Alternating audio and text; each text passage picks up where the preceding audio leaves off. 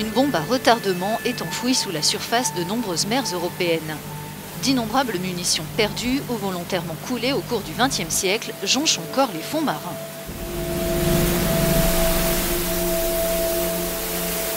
L'emplacement de ces dépotoirs mortels est souvent peu documenté. D'après les estimations, des zones allemandes de la mer du Nord et de la Baltique renfermeraient environ 1,6 million de tonnes de munitions en proie à la corrosion. Cet armement conventionnel et chimique menace les vies humaines et l'environnement marin, met en danger la pêche et la navigation, gêne le développement de l'énergie offshore, mais aussi l'aquaculture, le transport maritime, le tourisme et d'autres secteurs de l'économie bleue.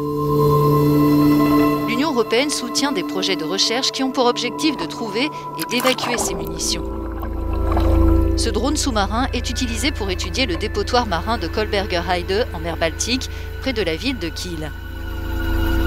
Rien que dans cette zone, on trouve empilées et éparpillées au fond de l'eau environ 30 000 tonnes de munitions corrodées, dont des mines marines, des bombes aériennes et des têtes de torpilles. Ces boules qui tombent en miettes sont des fragments de TNT et d'autres explosifs. Ils se décomposent lentement en libérant des substances nocives dans l'eau, dont des agents chimiques cytotoxiques, génotoxiques et cancérogènes. Différents pays ont coulé en mer, volontairement et de manière régulière, des munitions obsolètes ou inutilisables, aussi bien conventionnelles que chimiques, jusqu'en 1975, quand cette pratique a été interdite par la Convention de Londres. Aujourd'hui, avec l'augmentation du trafic maritime et l'accélération du développement des pipelines offshore, des parcs éoliens et de l'aquaculture, il est urgent que nous comprenions l'ampleur du problème afin de trouver des solutions.